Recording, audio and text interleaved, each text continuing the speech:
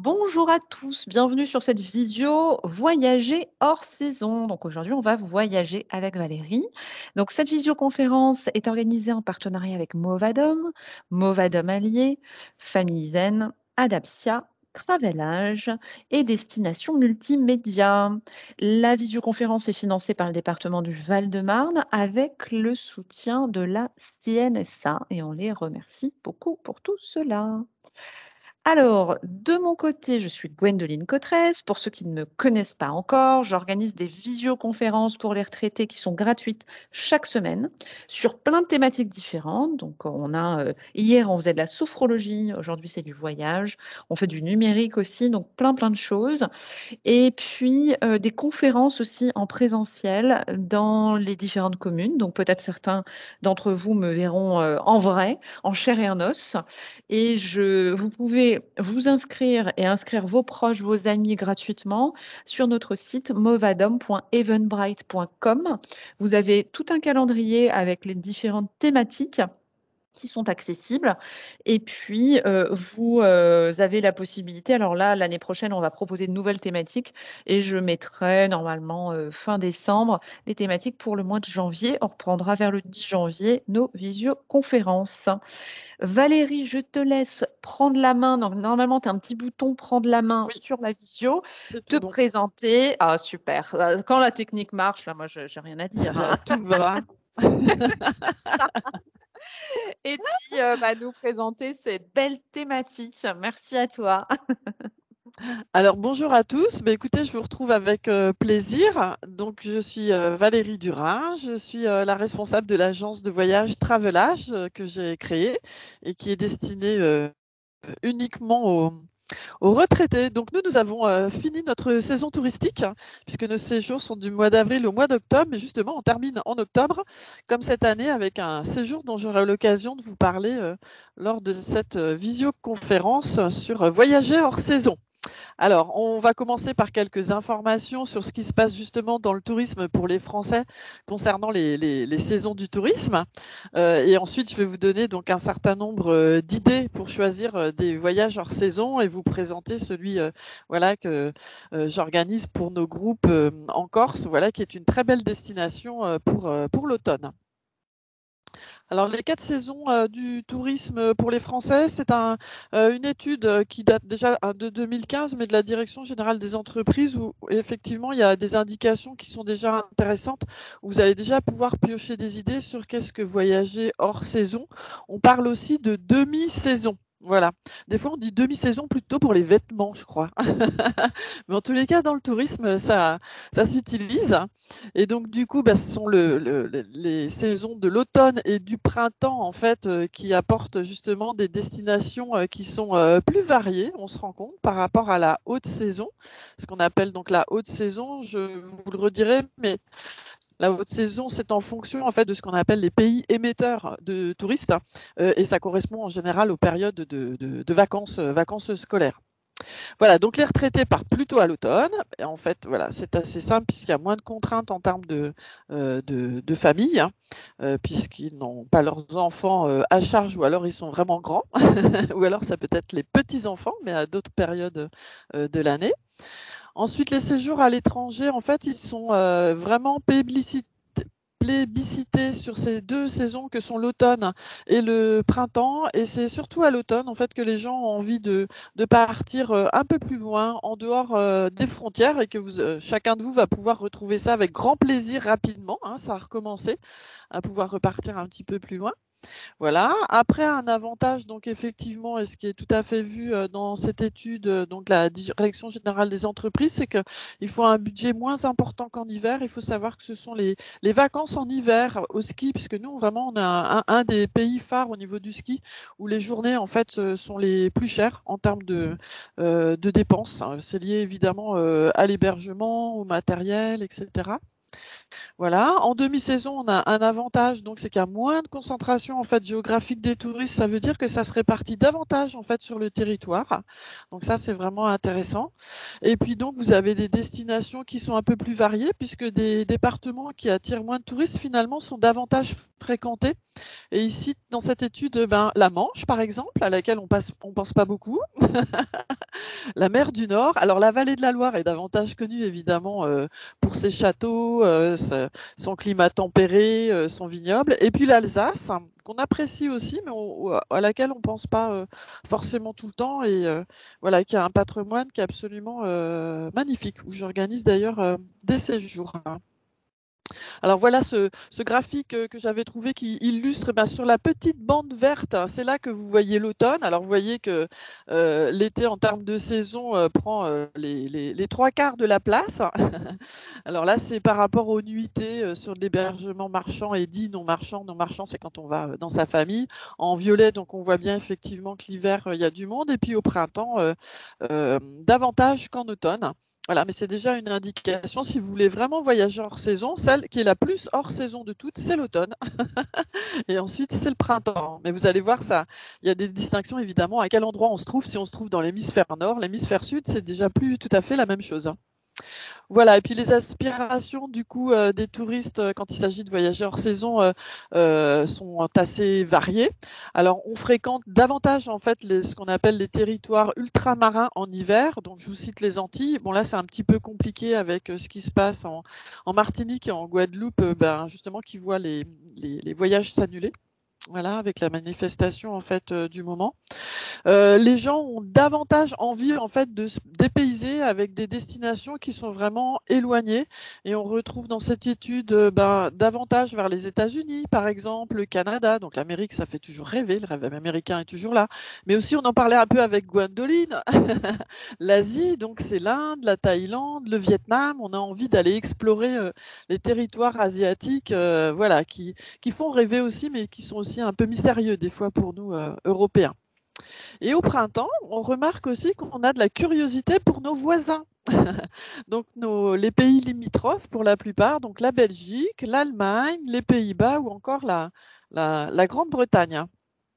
Voilà, dans cette étude, en fait, ils ont fait par saison un classement des destinations les plus fréquentées. Alors évidemment, pratiquement toute saison, on va retrouver l'Espagne et l'Italie sont les champions, j'allais dire, avec la France pour accueillir des touristes. Mais si vous prenez le temps de regarder ce petit tableau que je vous ai synthétisé les informations principales, vous voyez qu'il y a de la variété, effectivement, dès l'instant où on voyage en automne ou au printemps.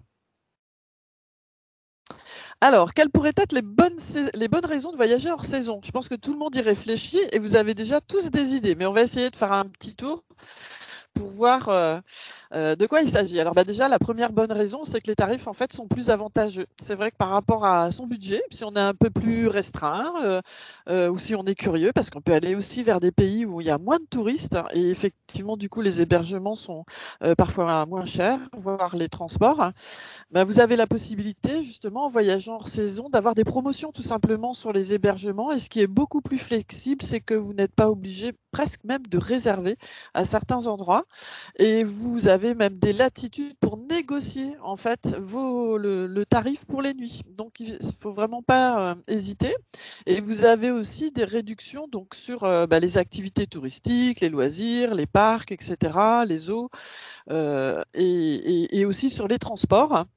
Donc le meilleur conseil que je puisse vous donner, c'est d'utiliser tout simplement, ne serait-ce que pour les vols, les comparateurs de vols. Maintenant, ils sont assez connus pour bon nombre d'entre eux.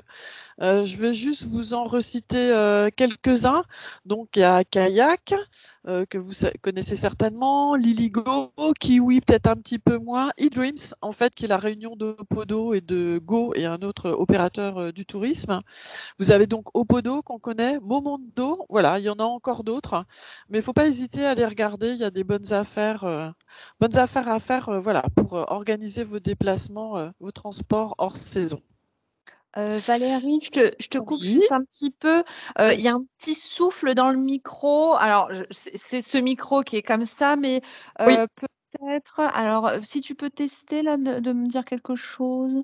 alors oui, là je l'ai rapproché. Est-ce que tu m'entends mieux comme ça? Alors, on t'entend très bien, mais c'est vrai qu'il y a toujours ce petit plouc-plouc. Peut-être le mettre plus bas finalement, mais carrément Et vraiment alors, plus bas.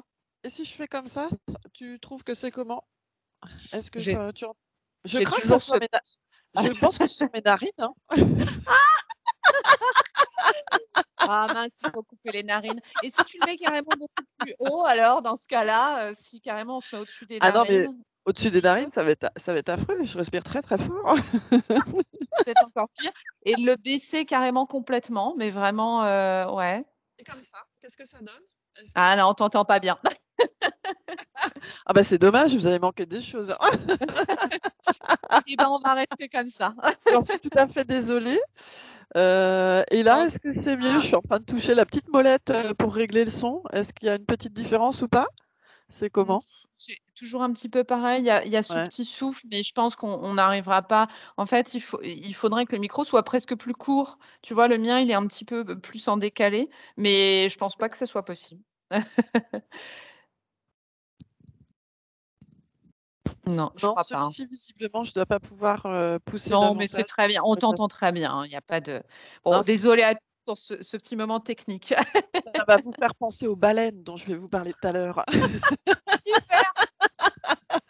On est dans Ah, le il y a thème, en Marc fait, qui hein. préfère un peu loin de la bouche, donc peut-être un petit peu plus bas. Si tu peux mettre un tout petit peu plus bas, Ouais, il y a aucun problème. Et là, comme ça, peut-être ça ira mieux. je pense que ça sera un petit peu mieux. Ouais, bonne idée. Super, merci En Marc. fait, c'est Gwendoline qui lit les messages parce que moi aujourd'hui, j'arrive pas à les lire, donc s'il y a quelque chose, n'hésitez pas. Alors du coup, on va reprendre par rapport, pour, poursuivre, la réflexion autour de quels sont les avantages à voyager hors saison. Donc un autre aspect que je trouve intéressant, en fait, c'est que les contacts sont plus, détendus, tout simplement. Alors d'abord, il y a beaucoup moins de visiteurs sur les sites à certains endroits qui peuvent être extrêmement fréquentés. Voilà, vous avez à droite, la photo du Taj Mahal hein, pour les amateurs, de ce beau pays qui est l'Inde, où vous avez une photo, sans personne dessus. Donc je pense que c'est une photo exceptionnelle quand ils ont fermé, les environs.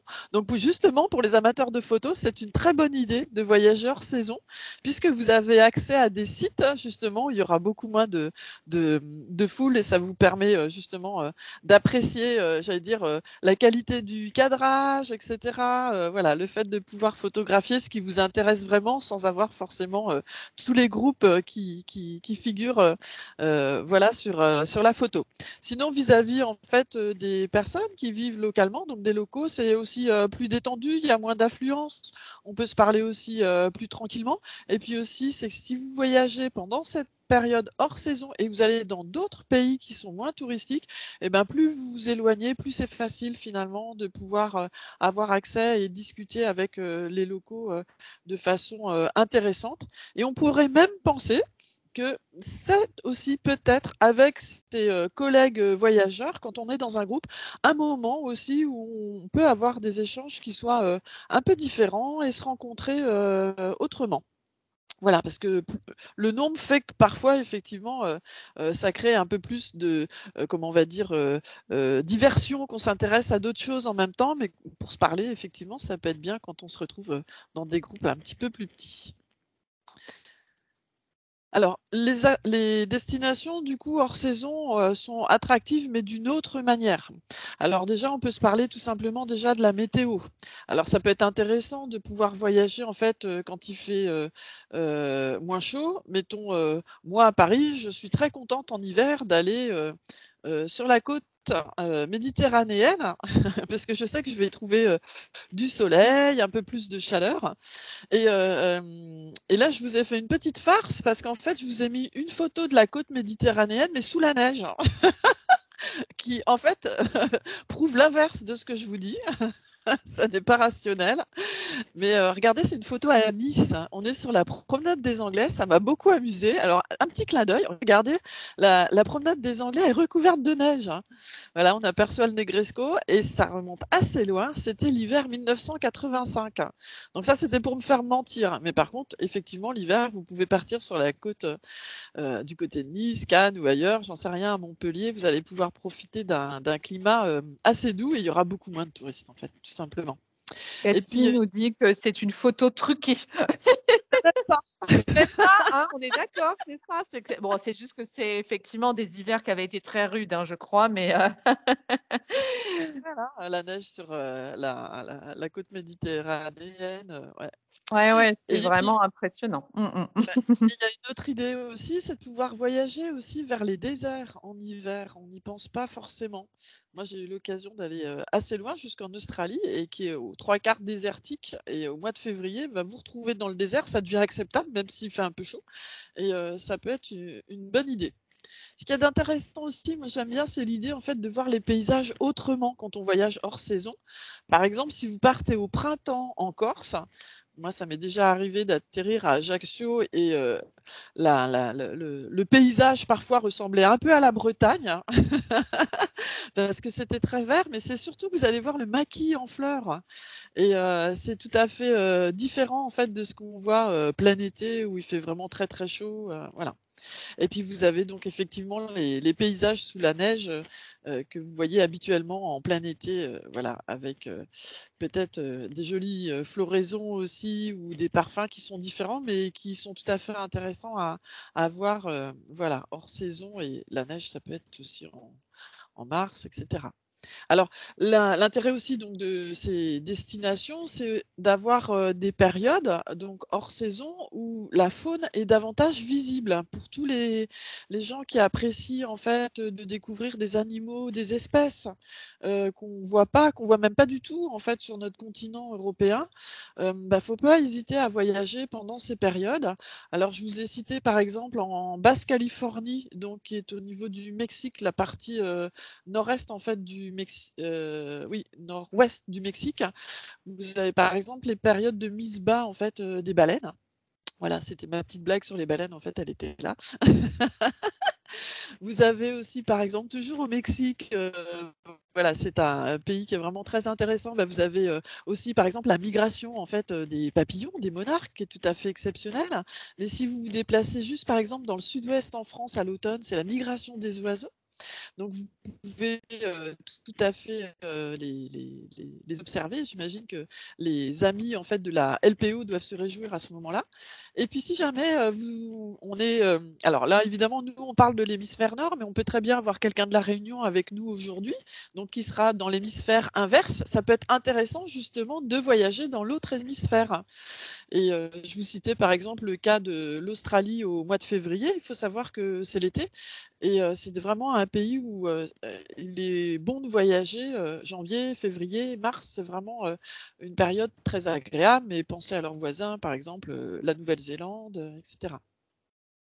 Alors là, vous avez une photo des Katajuta en Australie. Au fond, vous apercevez, Uluru, Ayers Rock, voilà, qui est, un site, sacré pour, les aborigènes. C'est un monolithe énorme, en fait, de 9 kilomètres de périphérie qui s'est écrasé au milieu du désert, australien et qu'on peut aller voir. Alors, mais le matin, très, très tôt, il faut se lever à 4 heures du matin parce qu'après il fait tellement chaud qu'on profite plus et on voit le soleil se lever. Vous êtes au milieu du désert et du spinifex, donc qui est, la végétation locale qui sont, des petits arbustes, hein. C'est assez haut finalement à certains endroits et vous êtes dans un dépaysement, absolu puisque vous êtes dans l'autre, hémisphère, hein. Donc voilà quelques photos. À nouveau les baleines, hein. Ça doit être mon totem du jour, je pense. Tout à fait, c'est ce côté souffle là qui est Et puis, les beaux papillons, regardez, c'est tout à fait, remarquable, les papillons, monarques, donc on voit en fait au Michoacán, au Mexique, hein. Voilà. Un autre avantage aussi de voyager, hors saison, c'est d'avoir une organisation en fait, qui soit plus souple tout simplement, sur place. Bah, déjà les guides sont davantage disponibles. Vous voyez la petite illustration, c'est à Yellowstone aux États-Unis où, bah, vous avez, des guides qui sont plus nombreux, des groupes qui sont moins grands, voilà.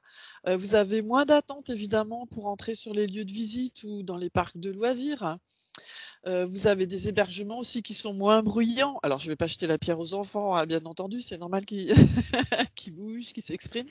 Mais effectivement, avec moins de monde et moins d'enfants, c'est vrai que c'est avantageux. Il y a des personnes qui sont sensibles au bruit et qui apprécient de se déplacer hors saison pour cette raison-là. Les parcs d'attractions, bah, c'est beaucoup plus fluide pour accéder aux attractions puisque vous pouvez avoir des files d'attente relativement longues, hein, où on vous met en labyrinthe pour vous faire patienter. Genre défiler comme dans le magasin Ikea, vous voyez? On vous fait passer par plein de pièces avant d'arriver à votre tapis.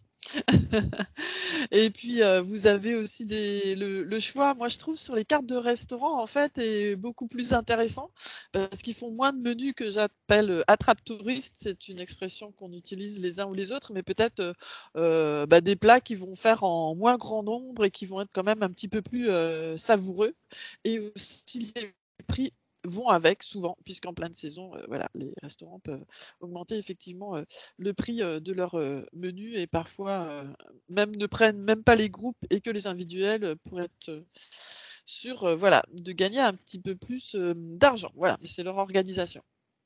Alors maintenant, un petit temps sur, comment on va choisir donc, sa période hors saison. Donc il y a des questions à se poser. Alors il n'y a pas une réponse à chaque fois. Donc on va essayer de faire un petit tour sur, chacun des points intéressants pour, choisir en fait l'organisation de son voyage. Donc vous avez, comment vous choisissez en fait le pays tout simplement. Alors donc la haute et la basse saison, c'est ce que je vous disais, c'est en fonction en fait, des congés en fait dans les pays émetteurs vers les pays, récepteurs. Donc c'est aussi à quel endroit on va se placer, si on est dans l'hémisphère nord ou l'hémisphère sud, ça n'est pas la même chose. La Réunion, ils n'ont pas les mêmes vacances, que nous. Voilà, et puis quelle saison est-il aussi sur place? Il faut savoir que nous, on a, plusieurs climats, en France, mais si on prend par exemple un climat, continental, il va être, très chaud, l'été et très froid l'hiver et les intersaisons, vont être, beaucoup plus rapides.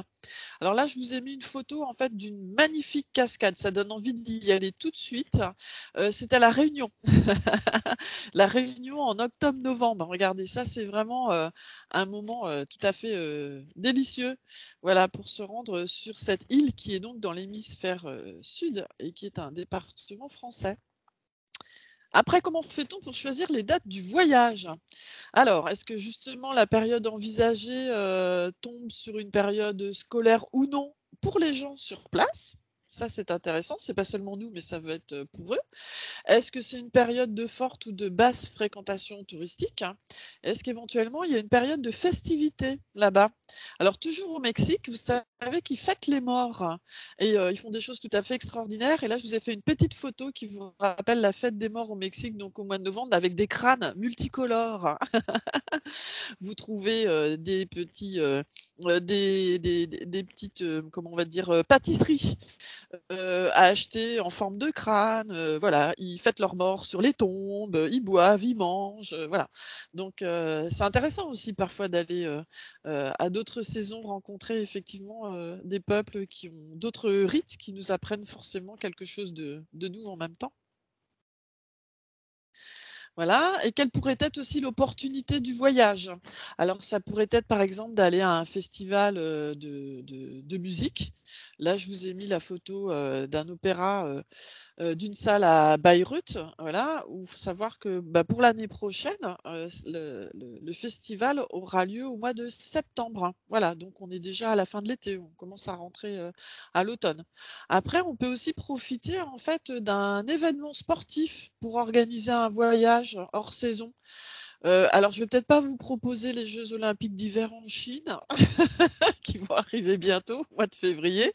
Mais je sais pas, les amateurs de football, de, jeux olympiques en été, quand il y a, par exemple, les JO au Brésil et cetera, l'Euro aussi, de football. Enfin bon, il peut y avoir de quantité de manifestations, sportives, d'événements qui sont aussi l'occasion, en fait, de se rendre sur place et d'organiser un beau voyage.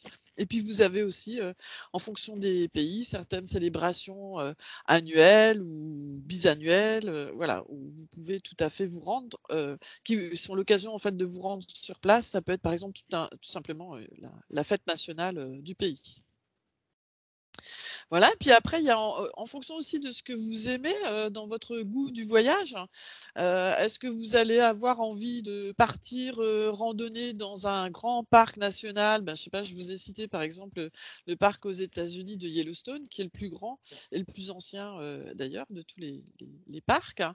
Ou alors est-ce que vous avez envie davantage d'aller faire, de l'alpinisme hein, sur le GR20, en Corse. Donc, en hiver, il y a de la neige parce que les sommets sont assez hauts, aussi, en Corse et en été, il fait très chaud. Donc vous pouvez tout à fait imaginer organiser ça à une autre saison. Il y a aussi, quelque chose d'intéressant, surtout en ce moment, c'est, bah, l'ouverture ou la réouverture de musées, puisqu'avec, la fermeture des musées pendant les périodes de confinement, on a eu, l'opportunité en fait de restaurer, ces musées. Donc du coup, vous avez maintenant, bah, ne serait-ce qu'à Paris, plusieurs musées, qui ont réouvert, donc au niveau du musée de la Marine, vous avez le musée Carnavalet. Voilà, c'est peut-être, l'occasion, bah, hors saison, bah, ne serait-ce que maintenant en fait, de pouvoir y retourner ou dans le printemps prochain. Et puis après, vous avez peut-être aussi un goût à rencontrer en fait, bah, les gens tout simplement sur place, les locaux. Et là, je vous ai mis une petite photo des Guatémaltèques tout simplement. Je trouvais très jolie cette photo avec ce petit défilé, coloré, d'enfants et de femmes et de jeunes filles, voilà, qui portent des baluchons, sur leur tête en ville avec les belles, heu, parois, colorées des maisons. Ensuite, un autre point, voilà, vous vous questionnez pour savoir, comment vous allez organiser votre voyage hors saison, ça va être lié à votre, budget. Donc, l'avantage, on l'a dit tout à l'heure, c'est au niveau des tarifs pour l'hébergement. Vous pouvez très bien, du coup, profiter d'hébergements plus qualitatifs, pour le même prix, avoir, des prix, pouvoir être hébergé en 4 étoiles pour un prix, en 3 étoiles, hein. Ça, c'est tout à fait, fréquent. Vous pouvez aussi vous rendre vers, des destinations qui sont, moins fréquentées et du coup, les hébergements sont moins chers. Et puis vous pouvez choisir aussi, d'être hébergé dans un logement, différent de ce que vous avez l'habitude de faire et là, je vous ai fait un petit clin d'œil avec le parc national, aux États-Unis d'Yosemite avec les cabanes en fait, qu'on trouve sur place. C'est un des hébergements possibles et vous vous réveillez le matin en entendant en fait, les oiseaux autour de vous, vous ouvrez la porte de votre cabane, pas loin, il y a un ours, ce qui est la réalité. Mais ne partez pas, en courant puisqu'en fait, ils sont chez eux dans ce parc-là. C'est nous qui sommes les étrangers et visiteurs. Nous sommes de passage chez eux. Voilà et dans mes recherches pour essayer de vous aider davantage à choisir en fait, les des voyages en fonction des continents en basse saison, j'ai trouvé en fait, sur, instinct-voyageur.fr, j'ai noté en fait le site, un blogueur qui a beaucoup voyagé, qui avait fait un petit calendrier, annuel en fonction en fait, des continents, en tous les cas des sous-continents aussi, donc les périodes vertes, ce sont, les périodes, voilà, qu'ils recommandent pour pouvoir, voyager en basse saison. Donc vous voyez, par exemple, vous avez le Canada, vous avez l'Afrique du Sud, l'Europe évidemment, l'Inde et cetera. Il y a Et maint Martine, alors Valérie, désolée, je il y a il y a pas de Martine problème. qui nous dit qu'elle, elle apprécie particulièrement, rencontrer les personnes effectivement, qui vivent dans le pays, les locaux et ça, c'est quelque chose que tu conseilles, de prendre le temps? Oui, Mmh. franchement, c'est le moment, ou jamais. D'abord parce d'abord, on voyage soit on est seul, soit on est en petit groupe. Il y a moins de grands groupes, en fait, hein. Ça effraie moins aussi au niveau du contact, hein. On a davantage l'opportunité, ben, alors si on s'entraîne aussi un peu avant, ce que moi j'aime faire, c'est de commencer à apprendre aussi, quelques rudiments aussi de la langue, locale. Je sais Excellente pas, idée. vous Mmh. voyagez, vous voyagez, je sais pas, au Guatemala, vous allez commencer à apprendre au moins, 10 phrases de «bonjour», enfin voilà, «je vous Oui, des petites remercie», choses. Bah oui. mon le chemin pour telle chose et voilà, qu'est-ce que vous vendez sur un marché? Comment s'appellent les fruits? Enfin, ça c'est vraiment intéressant parce que vous pouvez, passer du temps, bah, par exemple sur les marchés. Moi, je trouve que c'est vraiment une façon de rencontrer les gens, de les connaître, de savoir ce qu'ils cuisinent, ce qu'ils mangent et cetera, où ils les récoltent, comment ça pousse, Vous pouvez engager des conversations, tout à fait, intéressantes, hein. Mmh. Oui, oui, je Ouais. retrouve bien, Martine, dans cette idée-là. Super. Alors avant de passer à une autre partie, je vous propose un petit rébut puisque j'ai toujours l'âme joueuse, hein. Alors où est-ce qu'on pourrait partir en hiver? Alors là, vous avez une destination, qui est pas si loin que ça en fait, hein, et je pense qu'il est, une très bonne idée pour y aller, vraiment, tout à fait, en dehors des festivités et et de l'été. Alors moi, par contre, j'ai pas les réponses, Gwendoline. Je sais pas si tu les vois. Est-ce que vous avez une idée de ce que représentent ces 3 dessins?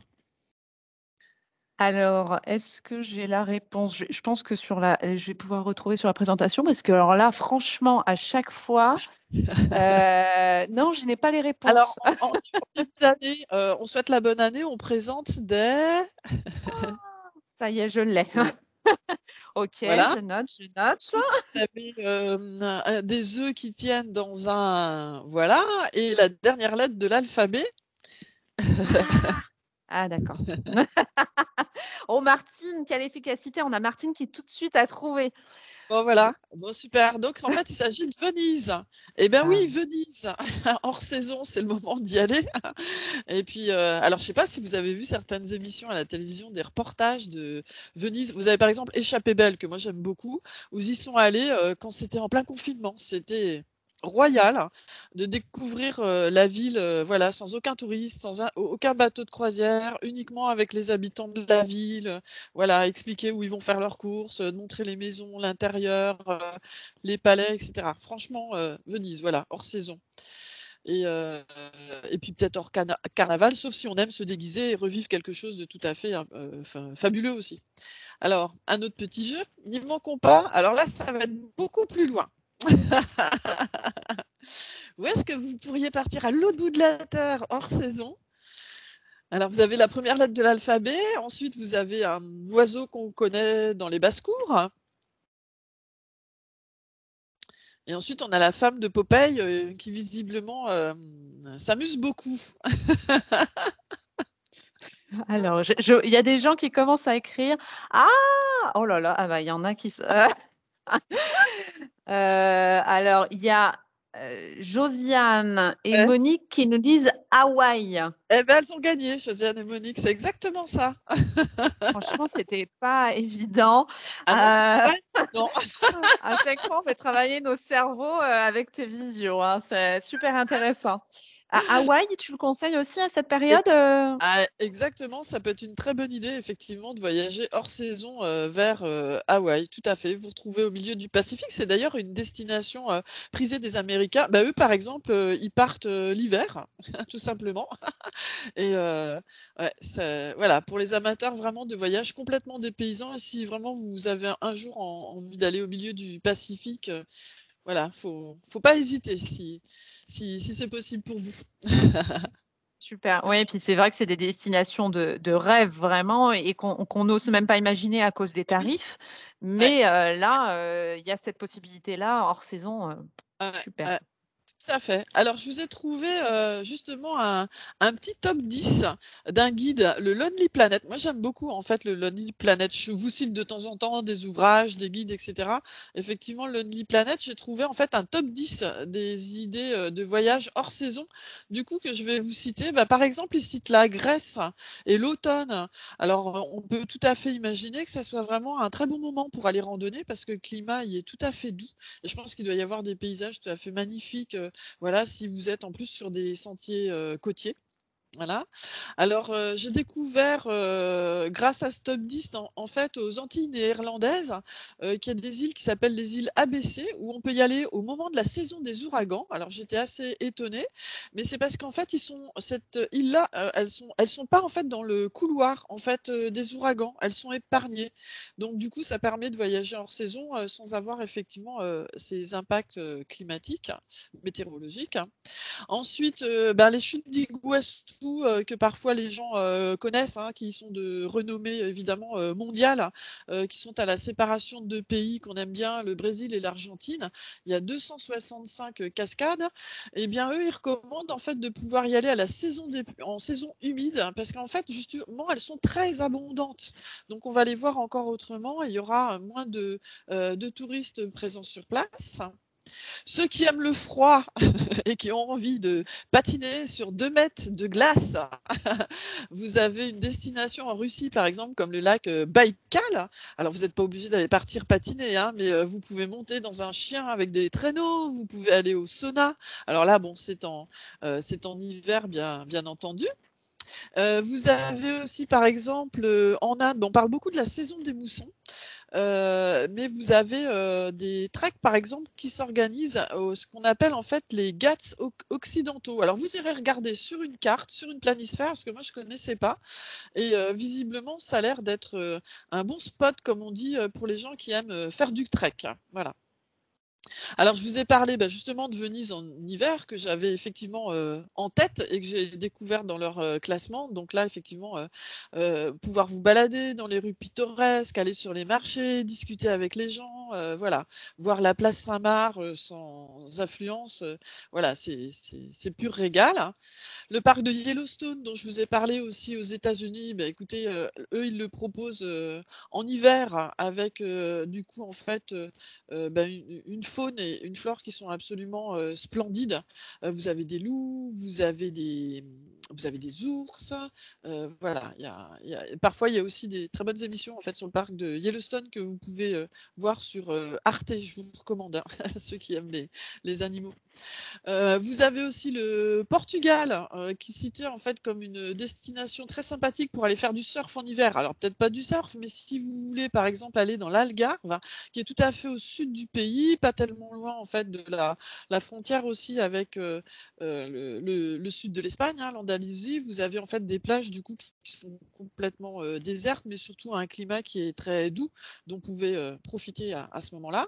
Donc Hawaï, voilà justement, qu'il cite, donc qui est, aux États-Unis, hein, même au milieu du Pacifique, avec, entre le mois d'avril et le mois de juin, en fait, c'est la saison des baleines à bosse. Je reviens encore avec mes baleines.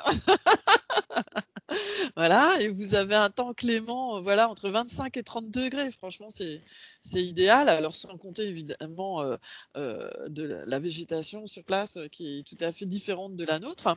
Et puis vous pouvez penser aussi à l'Afrique et notamment là, il citait le Botswana avec, des safaris donc, pendant la saison verte. Donc c'est en fait le moment où, la végétation est abondante, luxuriante, où les animaux, mettent bas, voilà, et il y a plein de promotions en plus, sur, les hébergements. Donc On j'ai a des petites questions, Valérie, je te coupe, j'ai plein de questions qui ouais, sont arrivées. Alors, il y a Marc qui nous dit: «La Réunion», alors je pense que c'était par rapport à juste avant, «Attention à l'été austral, parfois il y a beaucoup, beaucoup de pluie et on peut pas sortir». Alors ouais, ça c'est vrai que ça peut être un blocage, oui, oui, tout à fait. Faut bien regarder, en fait, faut pas hésiter à aller voir, directement, en fait, sur, Météo France, hein, aussi, vous avez des renseignements, hein, faut bien pour bien cibler effectivement la période où vous pouvez vous rendre sur place, ouais. Mmh. Il y a Monique qui nous demande la meilleure période pour Miami, pour voyager à Miami, hors saison. Est-ce que, Ah ben, Miami, moi je trouve qu'au printemps, ça peut être une très bonne idée en fait, hein, parce que d'abord vous avez un bon climat, c'est assez doux, ça peut être, très chaud en fait, l'été.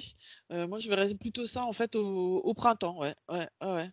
Super. Et Cathy nous demande, alors là, bon, Cathy, on a les mêmes rêves de voyage, les aurores boréales. Ah, c'est magnifique, hein, ouais. Voilà. Ah mais j'y ai pensé en fait, en préparant ça, je me suis dit: «Ah ça c'est un truc que, j'aurais pu rajouter».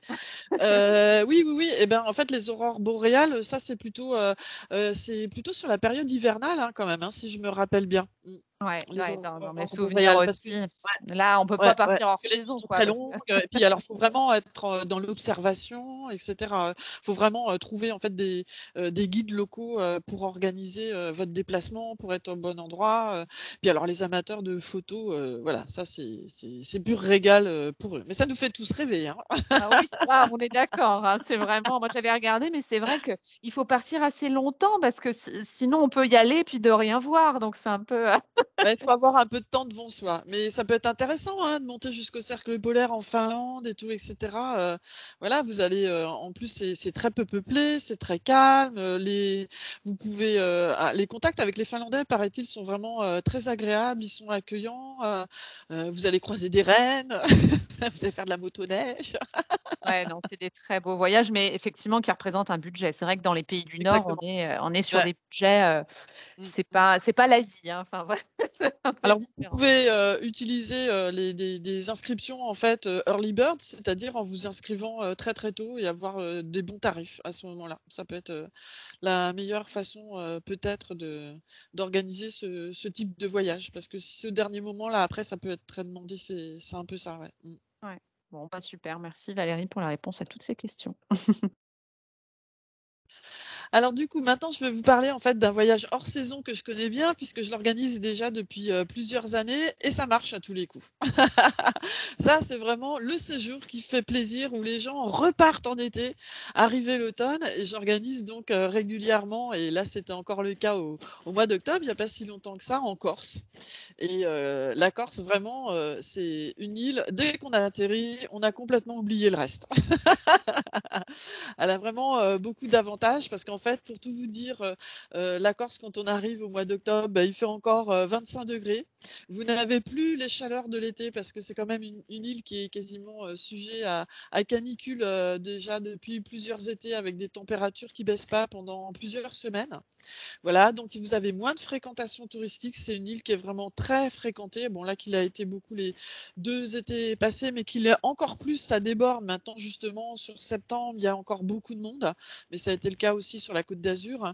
Voilà, c'était lié directement au fait que les gens n'ont pas beaucoup voyagé à l'étranger, très, très peu et donc du coup, ils sont restés en France et s'ils sont pas partis, mettons, j'en sais rien, à Malte, et cetera, ben, sont restés, ils sont allés découvrir la Corse ou ils sont retournés en Corse et je trouve très agréable de voyager à cette saison et les gens sont tout à fait enchantés parce que cette île, en plus, a, des paysages qui sont tout à fait incroyables. D'abord, c'est une montagne posée sur l'eau, c'est vraiment très précieux et puis vous avez, voilà, des baies qui sont splendides, la couleur de l'eau, le maquis. Là, par exemple, au mois d'octobre, c'est la saison, des arbousiers, donc tous les fruits rouges, qui apparaissent. Voilà, vous avez plein de petits cyclamens au bord, des des des des routes, les élébores, elles, on les voit davantage, par exemple, au printemps. Alors du coup, pour vous décrire un petit peu ce qu'on propose et je vais surtout vous montrer des photos, ça va vous faire envie. Alors, on organise par exemple une découverte de la ville d'Ajaccio. Alors en plus cette année, on célébrait en fait, Napoléon.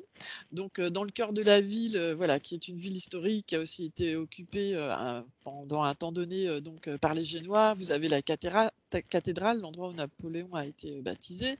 Vous avez aussi sa maison natale où tout le monde s'arrête, donc voilà, qui a un étage, il y a un joli, jardin en face et on organise donc tout un tour panoramique en fait, de la ville qui a une très grande, baie en fait, qui est la plus grande de toute l'île. Il y a les îles Sanguinaires donc qui sont vraiment à proximité et on peut, déjà les voir quand on va depuis la pointe de la Parate. Voilà, c'est vraiment un très beau site qui est très bien préservé.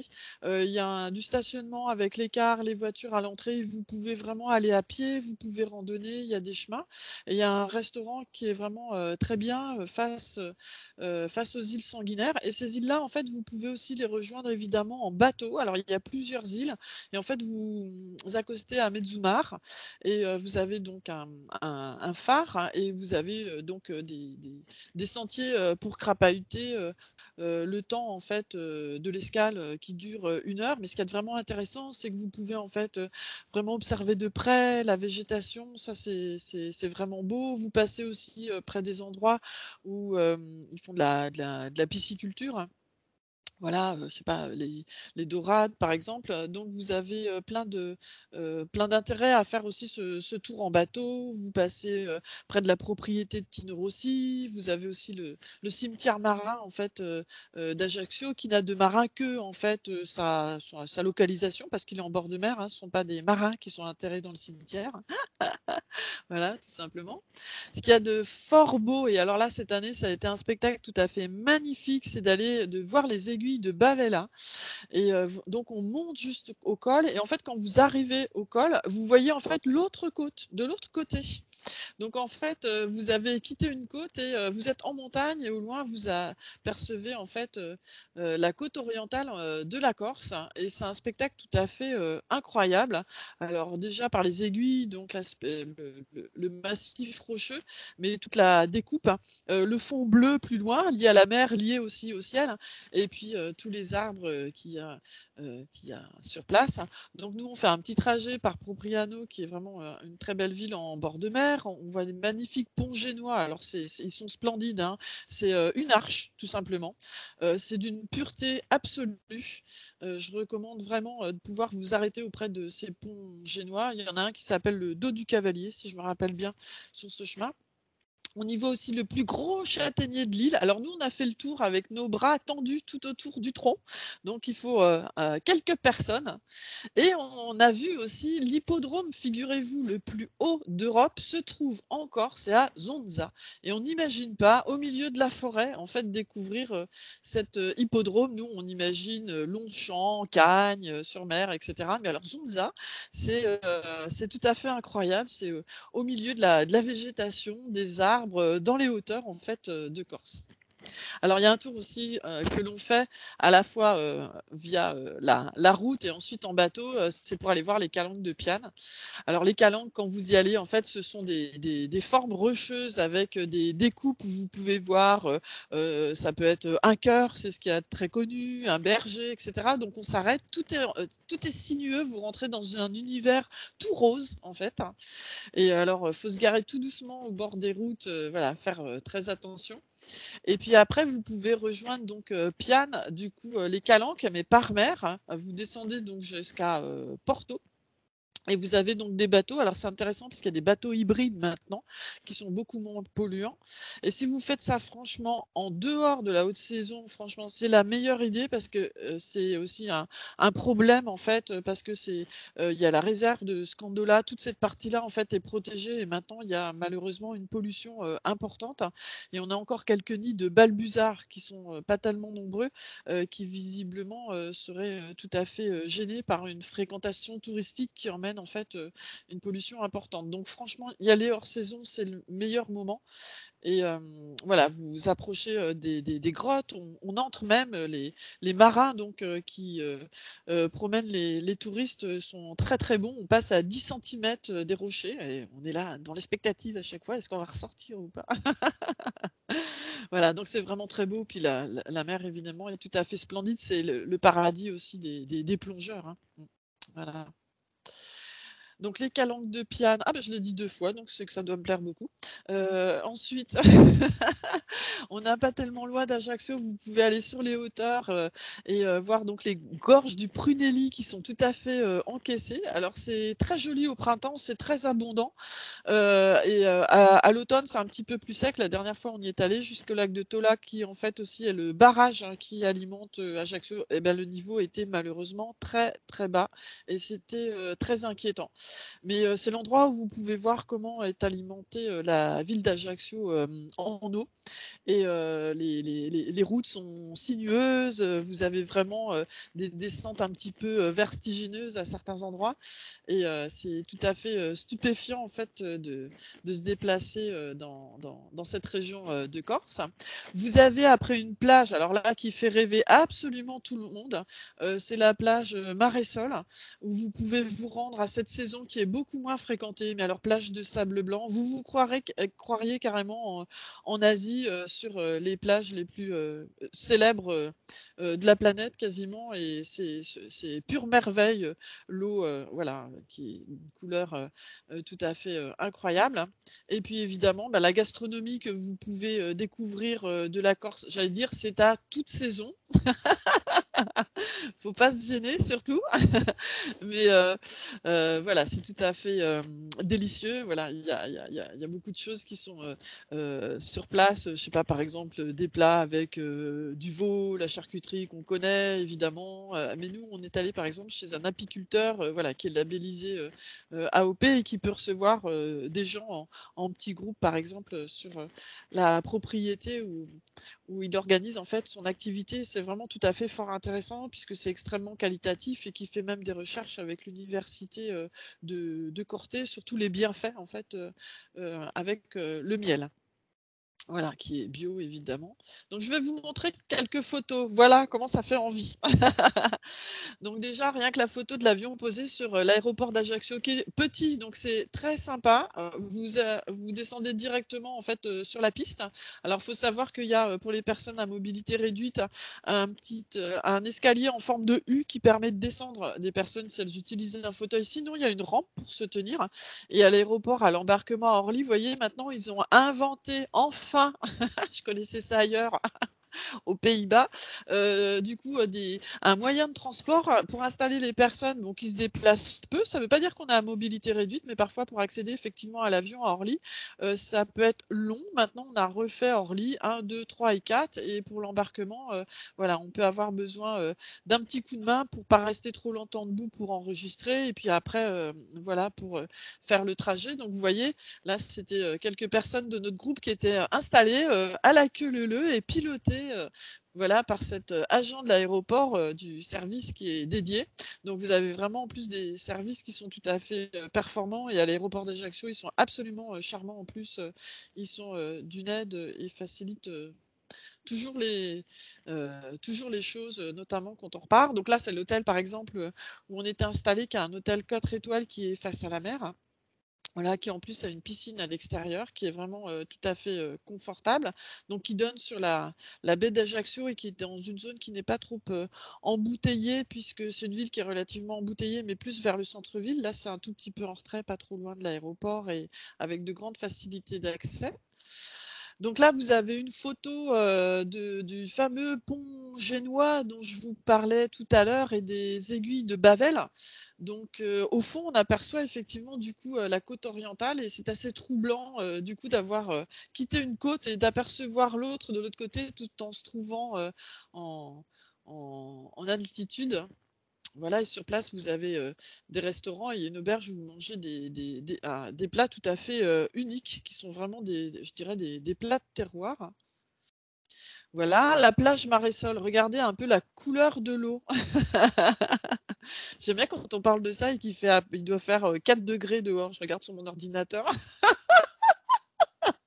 Ça nous réchauffe d'un coup. Ça donne vraiment envie, là, on a envie de prendre un avion tout de suite. Alors j'en profite parce que j'ai eu des petites, des il y a la question de Monique, on prendra votre question après, je pense que ça sera très intéressant, et D'accord. Martine nous dit que c'est une bonne initiative. C'est vrai que de la part des aéroports de faire cette possibilité de pouvoir accéder. Souvent, c'est très, très grand, et c'est peu accessible, donc ouais, super Alors, initiative. il faut savoir qu'en termes d'accessibilité, plus précisément, vous avez des comptoirs qu'on appelle PHMR, personnes handicapées à mobilité réduite, où vous pouvez vous inscrire, c'est gratuit, et quand vous vous présentez là-bas, en fait, ils vous prennent complètement en charge.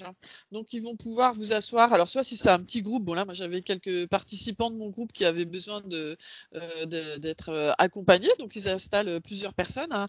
Mais sinon, ça peut être en individuel, avec une chaise roulante, voilà, jusqu'au comptoir, pour enregistrer. Donc tout ça, ce sont des services gratuits, et quand vous repartez, d'Ajaccio, c'est pareil, vous avez une équipe sur place, qui vous aide, et en plus, je dois dire, alors je pourrais même citer par exemple la SNCF, le service Accès+, c'est que dans ces services-là, les personnes ont beaucoup de plaisir à travailler. à rendre service. Ils sont vraiment très attentifs et chaleureux et il faut s'en féliciter à chaque fois, d'être, aussi bien, accueillis et c'est vrai que les outils techniques comme ces espèces de petits wagonnets, on va dire, c'est beaucoup plus pratique, que d'emmener une personne par une aussi, voilà et puis, c'est un petit peu plus drôle, hein.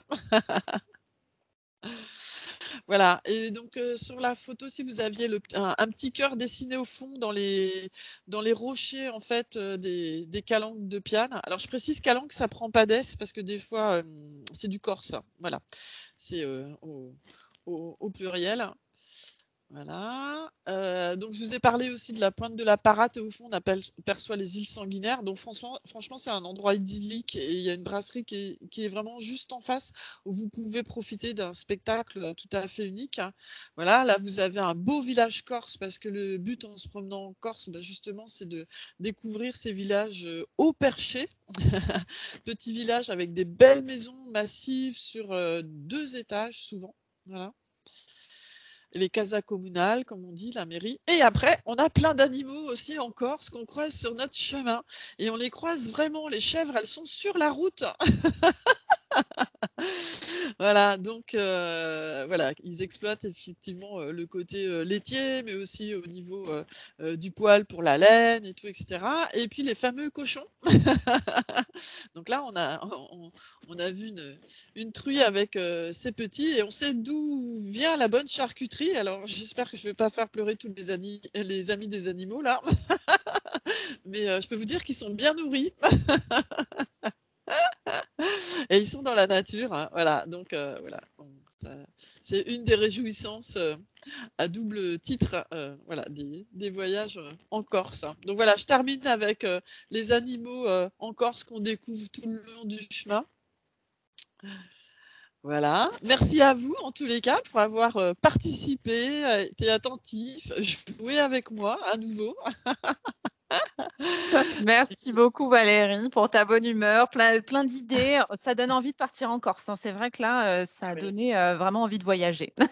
Ah ouais, à chaque fois, ça plaît beaucoup. C'est le Ouais, séjour, où tout le monde rentre enthousiaste, systématiquement. j'imagine. Voilà, puis si vous avez des envies de voyage, je suis en train de préparer en fait, l'année 2022, et vous avez possibilité de nous contacter via notre site ou le numéro de téléphone. Voilà, je serai là, pour vous renseigner avec plaisir, hein. Super, bah, merci beaucoup pour la qualité de tes interventions, pour toutes ces infos. Je remercie aussi les participants. Il y a Josiane qui a envie de partir maintenant. Voilà, voilà, c'est C'est parfait. Alors ce que je vais faire, c'est que je finis là, les slides de la conférence et puis ensuite, je prendrai il y avait une question de Monique, donc on prendra votre question et j'ouvrirai les micros aussi. Donc le questionnaire satisfaction, comme toujours, très simplement, n'hésitez pas à nous donner vos idées, de visioconférence et notamment sur le voyage, hein, parce que nous, on aime bien avoir, vos idées pour l'année prochaine. Valérie va faire des nouveautés, donc j'en suis ravie. Et puis, on reprendra aussi certaines de ces conférences. Donc, voilà. Le projet que vous connaissez, pour ceux qui participent à nos visioconférences régulièrement, de livres audio, vous pouvez aller l'écouter sur notre site movadom.com. Ça déménage chez les seniors. Et notre prochain rendez-vous, donc, c'est lundi avec la structure Adaptia à 10h30 sur le financement de l'adaptation du logement. Donc là, on part vraiment dans un autre domaine, mais vraiment une thématique intéressante, que ce soit pour vous ou si vous êtes aidant, sur comment financer l'adaptation de son logement par, donc on aura une assistante sociale qui va nous donner plein d'informations.